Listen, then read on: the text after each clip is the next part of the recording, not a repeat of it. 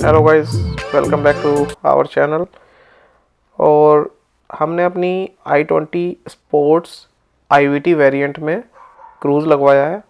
तो ये देखिए, क्रूज़ इस टाइम फंक्शनिंग मोड में है। 69 पे क्रूज़ लगाया हुआ है। आप ये देख सकते हैं मेरे पैर बिल्कुल अलग हैं। और शालिनी और मैंने ये मोड्स माफिया से लगवाया है।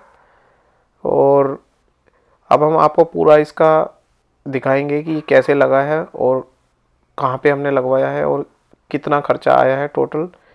ये देखिए, ये सबसे पहले इन्होंने एयर बैग की यूनिट बाहर निकाल ली है। और एयर बैग की यूनिट बाहर निकालने से पहले इन्होंने बैटरी के कनेक्शन हटा दिए थे, जिससे एयर बैग की कोई एरर लाइट शो ना करने लगे। तो ये हम एक उस मैकेनिक से लगवा रहे हैं जो कि किया और हुंडई का एक्सपर्ट है। और उसने एयर बैग हटाने के बाद अब ये स्टीयरिंग खोलेगा। पूरा स्टीयरिंग निकालने वाले हैं। ये स्टीयरिंग निकालने के बाद ऊपर का पैनल निकलेगा, जो डैशबोर्ड के ऊपर का पैनल होता है। और उसके बाद डैशबोर्ड का पैनल निकलने के बाद ये हमारा जो मीटर वाला सेक्शन है, जिसमें हमारा स्पीडोमीटर वगैरह होता है, वो हटाने वाले हैं। अभी ये देखिए, स्टीयरिंग को हटा रहे हैं। और स्टीयरिंग हटाने से पहले इन्होंने एक मार्किंग कर ली थी कि स्टीयरिंग का अलाइनमेंट ना ख़राब हो जाए। और ये देखिए कितने सेफ्टी से ये स्टीयरिंग को हटा रहे हैं। और यदि आप इनके राइट हैंड पे देख सकते हैं, अभी इसमें जो कंसोल में असेंबली लगी हुई है, स्विच असेंबली लगी हुई है, वो पुराने वाली है, जिसमें क्रूज़ कंट्रोल का स्विच नहीं है। उसमें केवल MID का बटन है और एक ओके का बटन है, एक रॉकर बटन है अप डाउन का। और आप देख पा रहे होंगे कि इन्होंने नट खोल लिया है स्टीयरिंग का और एक सॉकेट भी निकाल लिया है। और अब स्टीयरिंग को ये नीचे से खोलेंगे, जिससे ये उस असेंबली स्विच को निकाल सकें। और ये नॉर्मली आप देख पा रहे, मैंने इशारे से बताया है कि कहाँ कहाँ पे 2 पेंच लगे हुए हैं।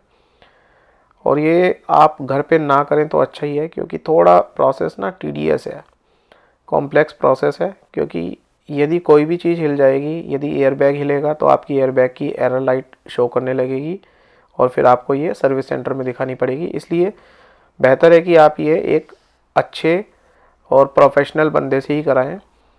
और जिन बंदों से मैं करा रहा हूँ, ये लगभग 100 से ऊपर गाड़ियाँ अभी तक मॉडिफाई कर चुके हैं। और ये गाज़ियाबाद बेस्ड बंदे हैं। इनका YouTube चैनल भी है, जो मैं लिंक में डाल दूंगा, डिस्क्रिप्शन में डाल दूंगा, मोड्स माफिया के नाम से। और ये देखिए, भैया ने पूरा स्टीयरिंग खोल लिया है। अब ये स्टीयरिंग नीचे से खोलने के बाद हमें उस स्क्रू का एक्सेस भी मिल गया है, जिसे खोलने के बाद हमारी जो क्रूज़ स्विच की असेंबली है वो बाहर निकल आएगी। ये लास्ट स्क्रू है, ये देखिए ध्यान से।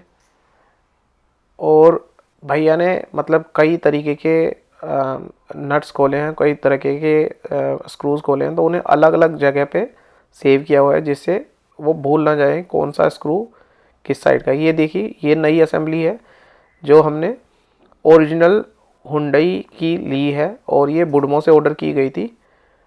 और ये 1666 रुपीज़ की आई है। और वो भी लिंक मैं शेयर कर दूंगा नीचे डिस्क्रिप्शन में, कि आप ले सकते हैं। क्रेटा और i20 के लिए सेम असेंबली शेयर होती है। और वापस से ये अब नट लगाने वाले हैं। ये देखिए, स्क्रू इन्होंने वापस से लगा दिया और साथ में जो सॉकेट है वो भी लगा दिया है, जो कपलर है वो भी लगा दिया, और स्टीयरिंग को वापस बंद कर रहे हैं। और काम केवल यहीं पे ख़त्म नहीं होगा कि स्विच असेंबली लगा दी और काम ख़त्म हो गया। इसके बाद एक कनेक्शन भी करना पड़ेगा। और जैसा कि कुछ लोगों ने र्यूमर्स फैलाए हुए हैं कि कुछ इसके कंप्यूटर में भी चेंजेस करने पड़ेंगे, इसकी यूनिट में भी कोई चेंजेस करने पड़ेंगे, ऐसा कुछ नहीं है। कोई चेंजेस करने की ज़रूरत नहीं है, पहले से प्रोग्राम्ड है। केवल आपको ये असेंबली ख़रीदनी है, लगानी है, और एक जो वायर है, एक्स्ट्रा वायर है, वो लगाना है। और वो एक्स्ट्रा वायर कहाँ लगेगा वो भी मैं आपको इस वीडियो में दिखा दूंगा। इसे बारीकी से देखिए वीडियो को, और जहाँ पे समझ ना आए वहाँ पे पॉज कर लेना, ठीक है। तो अब ये अपना स्टीयरिंग इन्होंने बंद कर दिया है। अब मैं थोड़ा वीडियो को फास्ट फॉरवर्ड करता हूँ, इतनी ये स्क्रू वगैरह लगाते हैं और फिर मैं आपको बताता हूँ कि कहाँ पे वो वायर लगना है।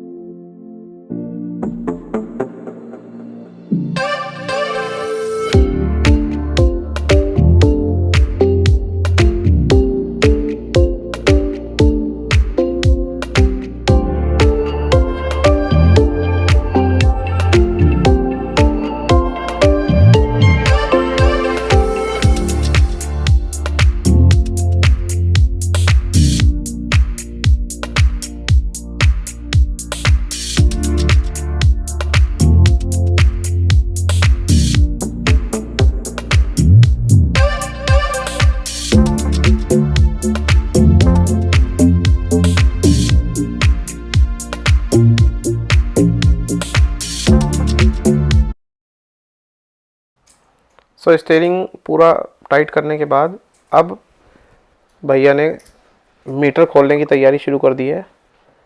और मीटर खोलने के लिए उन्होंने एक स्क्रू ड्राइवर की हेल्प लेते हुए उसका एक कॉर्नर थोड़ा सा बाहर निकाला, और जिसकी वजह से आगे का जो पूरा ये फ्लैप है ये हाथ में आ गया, और ये बड़े केयरफुली निकाला है।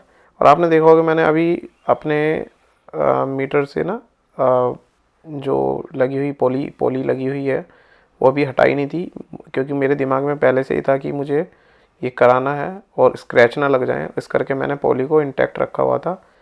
और अब ये देखिए ये एसी का वेंट खोल रहे हैं। हालांकि एसी का वेंट खोलने के लिए इन्हें साइड का एक पैनल खोलना पड़ेगा, जहाँ पे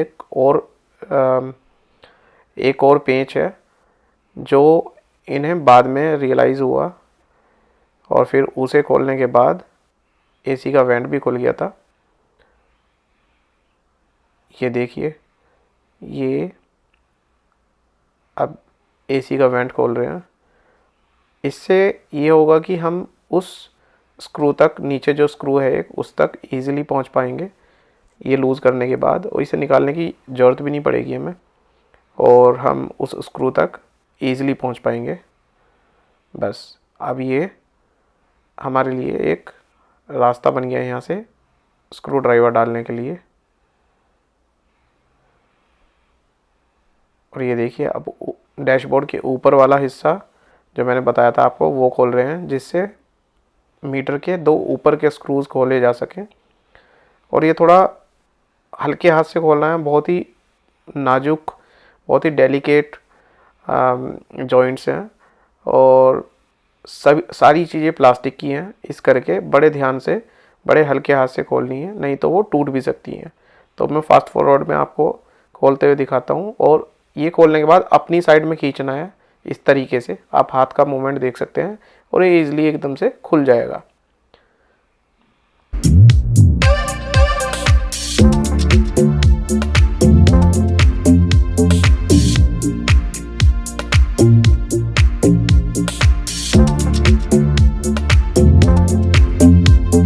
और अब तार डालने का प्रोसेस शुरू हो गया है। तार डालने के लिए आप ध्यान से नोट कीजिएगा कि ये इस सॉकेट के अंदर जिधर ये ग्रे मार्क है, ग्रे लाइन है, इस ग्रे लाइन को ऊपर उठाना है, और तीसरे नंबर के होल में आपको तार को डालना है, और फिर सेम स्टीयरिंग के नीचे वाले सॉकेट में तीसरे नंबर के होल में डालना है। इसमें भी सेम, बिल्कुल सेम लोकेशन पे ग्रे वाली साइड में उठा के तीसरे नंबर की लोकेशन पे, तीसरे नंबर के होल में आपको वो तार इंसर्ट कर देना है। और दोनों तरफ से तार इंसर्ट करने के बाद आपको वापस से कॉइल स्प्रिंग को वापस कॉइल स्प्रिंग में लगा देना है, और ऊपर वाले को वापस मीटर के पीछे लगाना है। ये देखिए, और ये जो वायर है, ये वायर भी Hyundai के सर्विस सेंटर से ही लिया हुआ है।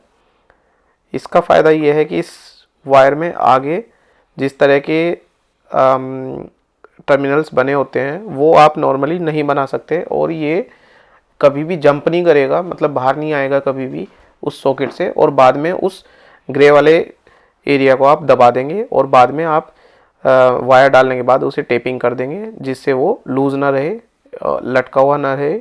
दोनों साइड से हम टेपिंग कर देंगे। और ये देखिए, ऊपर से टेपिंग करी, फिर नीचे से इसे खींच के और इस तरह से टेपिंग कर देंगे। यहाँ पे थोड़ा वायर एक्स्ट्रा है तो इसे एक जगह पे टेप कर देंगे और वापस से मीटर में अपना सॉकेट लगाएंगे जिसमें वायर हमने इंसर्ट किया है, और मीटर को वापस से हम उसके प्लेस पे कस देंगे। तो ये 2 स्टेप प्रोसेस है, पहले असेंबली और फिर ये वायर, दैट्स इट। लेकिन थोड़ा कॉम्प्लेक्स है क्योंकि इसमें स्टीयरिंग मीटर खोलना पड़ेगा आपको, और मीटर खोलने के लिए आपको स्पेसिफिक टूल्स और स्पेसिफिक प्रोफेशनल बंदे की ज़रूरत पड़ेगी, क्योंकि नहीं तो आप या तो कोई लॉक तोड़ देंगे या हो सकता है आप कोई ना कोई मीटर वगैरह में स्क्रैचेस वगैरह मार दें, और आप चाहोगे नहीं कि आपकी नई गाड़ी में कोई भी किसी भी तरह की स्क्रैचेस आ जाएं। अब ये भैया ने पेंच कसने शुरू कर दिए हैं और आप देख सकते हैं ऊपर का एक पैनल और नीचे के स्टीयरिंग के 2 पैनल खोले हुए थे, जिसकी वजह से चारों स्क्रूज़ का एक्सेस हमें मिल गया इजीली। और ये देखिए, अब इस साइड से मैं आपको दूसरी साइड से दिखा देता हूँ एक बार। ये भैया ने सारे पेंच कस दिए हैं और अब स्टीयरिंग के नीचे की जो फ्लैप्स होते हैं उन्हें भी बंद करने का टाइम आ चुका है। उससे पहले लेकिन हम एक बार टेस्ट ड्राइव लेंगे और हम ये चेक करेंगे कि ये चल रहा है कि नहीं। और इसकी टेस्ट ड्राइव का वीडियो मैंने ऑलरेडी वीडियो के स्टार्टिंग में लगा दिया है। हमने दोनों चीज़ चेक कर ली थी, क्रूज़ लगा के भी और क्रूज़ की स्पीड घटा और बढ़ा के भी। और ये जो हमने टेस्ट किया है ये हमने हाईवे पे किया था, और बिल्कुल खुला हाईवे था जिस पे ट्रैफिक बिल्कुल कम था, और अपनी स्पीड जितनी हम कंट्रोल कर सकते हैं उस स्पीड में किया था, जो कि नॉर्मली 60-70 की स्पीड पे हमने टेस्ट किया। और इसे क्रूज़ कंट्रोल को कभी भी आप सिटी ट्रैफिक में ना ट्राई करें, क्योंकि एकदम से गाड़ी बहुत तेज़ी से उठती है। जैसे ही आप क्रूज़ का बटन दबाते हैं बहुत तेज़ी से पिकअप उठाती है और एक्सेलरेट बहुत तेज़ी से होती है, जिस करके एक्सीडेंट होने का काफ़ी खतरा है। ये देखिए, भैया ने अपना जो ऊपर का डैशबोर्ड का पीस था वो लगा दिया है। और ये देखिए, अभी शीशे में थोड़ी ग्लेयर आ रही थी क्योंकि धूप बहुत तेज़ है। और भैया ने अब मीटर का आगे का जो फ्लैप है वो भी लगा दिया है। और इसके बाद अब भैया स्टीयरिंग वाले दोनों फ्लैप्स ऊपर और नीचे के लगा देंगे और हमारी गाड़ी टेस्ट ड्राइव के लिए तैयार हो जाएगी। और गाइस, इसमें पूरे प्रोसेस में मेरा केवल और केवल सामान का खर्चा आया है, जिसमें सामान में वायर है और वायर बड़ा नॉमिनल कॉस्ट का है, और बुडमो से जो वो आया है क्रूज़ कंट्रोल असेंबली स्विच, जो कि 1666 रुपीज़ का है। और कुछ लेबर कोस्ट है, ऑफ कोर्स लेबर कोस्ट होगी, इतनी मेहनत का काम है, जो इन भैया ने लेबर कोस्ट चार्ज करी वो है। और ये लेस देन 3000 रुपीज़ में मेरा क्रूज़ कंट्रोल लग गया है। और यदि आप देखेंगे Hyundai के स्पोर्ट्स वेरिएंट में, क्या एस्टा वेरिएंट में भी क्रूज़ कंट्रोल स्विच नहीं मिलता है आपको, एस्टा ऑप्शनल में मिलता है। और मेरे ख्याल से यदि मैं पंजाब के रेट के अकॉर्डिंग देखूं, मुझे ये 9.5 लाख की पड़ी थी स्पोर्ट्स वेरिएंट IVT।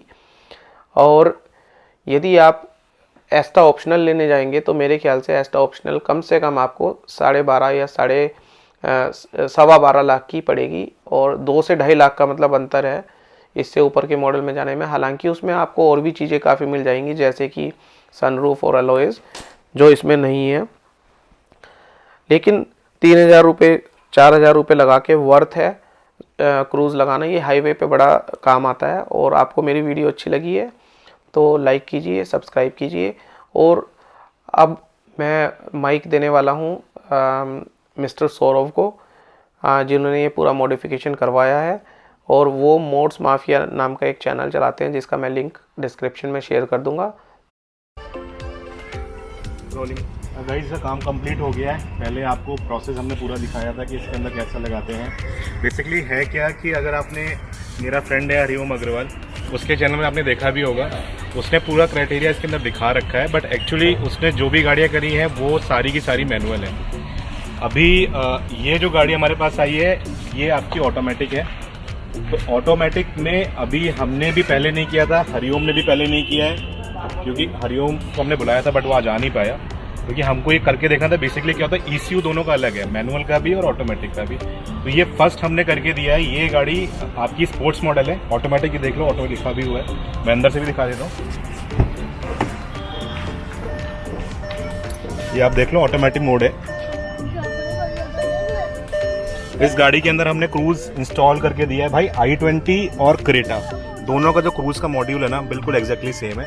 तो अगर किसी को सपोज i20 का नहीं मिल रहा है तो वो क्रेटा का ऑर्डर कर सकता है। ये हमने क्रेटा का ही ऑर्डर करके लिया है क्योंकि i20 का बूट पे अवेलेबल नहीं था। तो इसकी वर्किंग हम आपको दिखा देंगे कि ये काम कर रहा है, किस तरह से काम करता है। और बेसिकली ये जिस तरह से क्रेटा के अंदर आता है आपका अडेप्टर टाइप, वो उस तरह का है या थोड़ा डिफरेंट है, वो हम आपको शूट करेंगे तो आपको दिखा देंगे इसके अंदर।